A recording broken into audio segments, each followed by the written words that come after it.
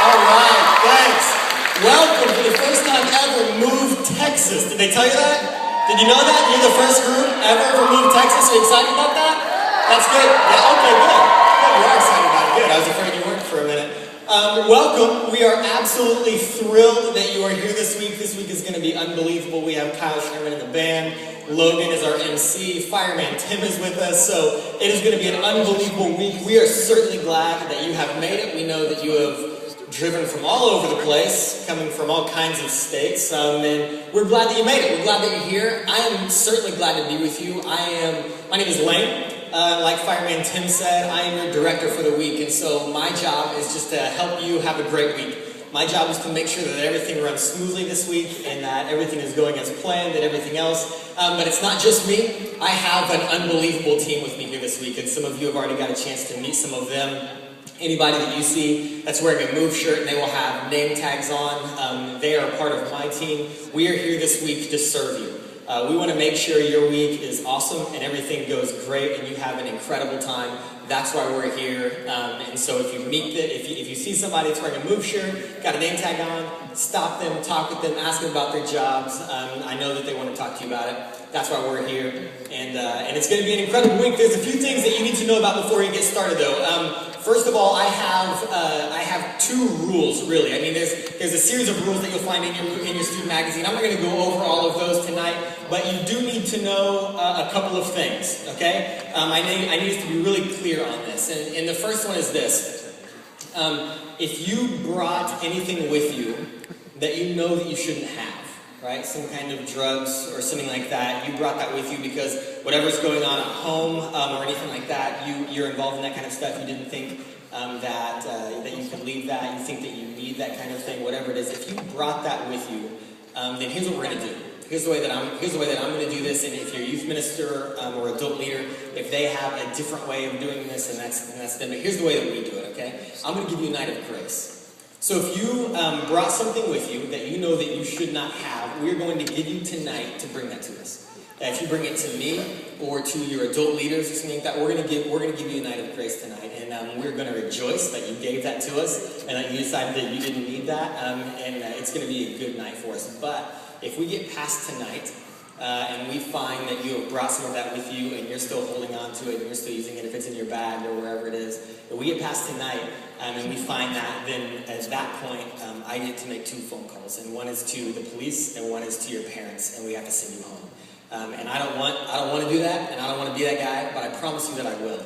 And so please, if you brought anything with you, please turn that into your adult leaders tonight, turn that into me tonight, and we won't have to deal with that at all. Nobody wants that, I promise. Nobody wants you to have to go home. Your parents don't have to come get you.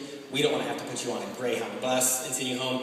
You don't want to ride home on a Greyhound bus. That's just sketch, and nobody likes that. So don't put us in that kind of position, all right? We'll all be better friends. Here's the second one, okay? The second one is this, and I need everybody's eyes real quick so we can be really clear here, okay? There's no guys and girls dorms and no girls and guys dorms, okay? There's no reason you should be past the lobby of those dorms. There's just absolutely zero reason for it, all right? And I promise you can probably come up with an excuse, and I promise you that we have heard it.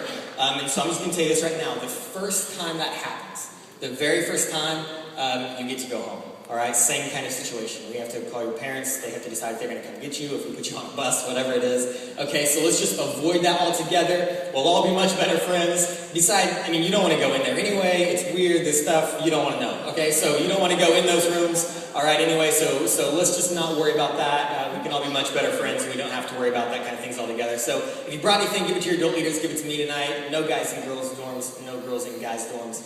And we'll all be good. Good? Good with that? Okay, great. Some things that you really need this week are your student magazine. Do you have student magazines? Do you have those? Some of you do. If you have them, hold them up. Let me see them. Good, great. Okay, you need those all week, okay? Those are really important. There's all kinds of incredible stuff in there. On one side are all your encounter devotions, okay? So the time that you spend encounter with just God, there's some thoughts in there that are written specifically for you all that are just to help guide you through that time, guide you through the week. There's different pages for your D groups and stuff in there. Then on the other side, there's all kinds of things. You'll find the rules, different behind-the-scenes things about Move that you'll want to know throughout the course of the week, as well as a meal schedule. Okay, that's really important because we need you to follow those things so we don't just jam up that cafeteria and everything else. You all have colored bracelets, okay? And so those bracelets get you into the cafeteria at different times, all right? So just look at that. Look at the meal schedule that's there in the student magazine. There, I'll look at everybody flipping through it right now. You're so obedient. Such an obedient group.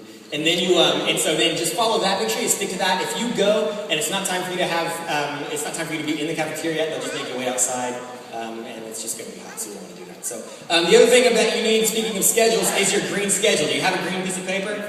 That green schedule, it's got a campus map on one side, it has got a schedule on the other side. Make sure you stick to that. Force, that lets you know where to be and when to be there. We have a lot of incredible stuff going on this week, okay? We have some really cool experiences that are going to happen, and you don't want to miss them. If you follow that schedule, you won't, okay? So make sure you follow that. Make sure you know exactly where you're supposed to be and when you're supposed to be there. Tonight, Mike Hickerson is with us.